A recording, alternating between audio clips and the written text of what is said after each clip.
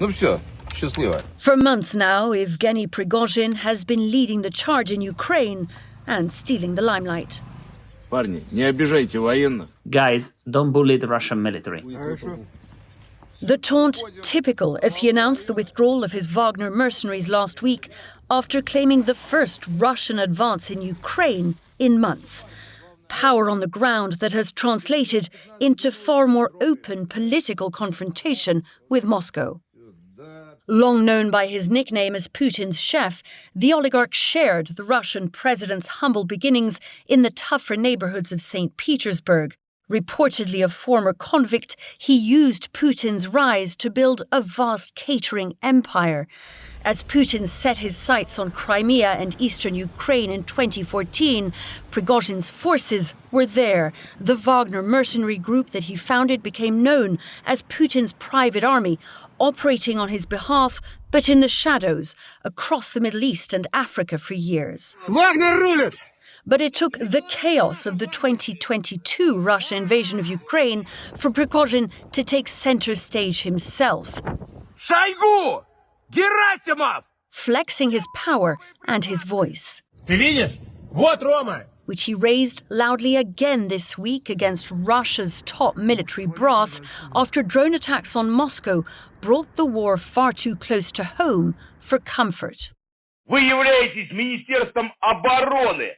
You are the Ministry of Defense. You didn't do a damn thing to stamp this out.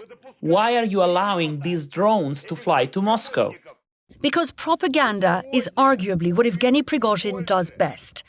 Setting up this notorious troll farm in St. Petersburg, which was blamed for pumping out disinformation around the 2016 US presidential election. Prigozhin was sanctioned by the US despite denying any involvement. Now he is personally taking his propaganda machine on the road and across Russia, turning his attention to what he calls the enemy at home, with increasingly obvious political ambitions of his own. While the system was stable, there was no place for him, and he was waiting and waiting. And then the system started collapsing, and he found the opening, and he burst into the system. And Russia's political system, just like its history, appears to be something Prigozhin is very aware of.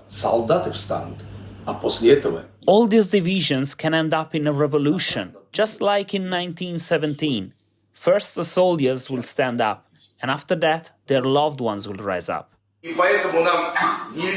With Prigozhin's very thinly veiled threats, he's also now clearly hoping that Russian society may be ready for a message even more hardline than that of the man who helped make him.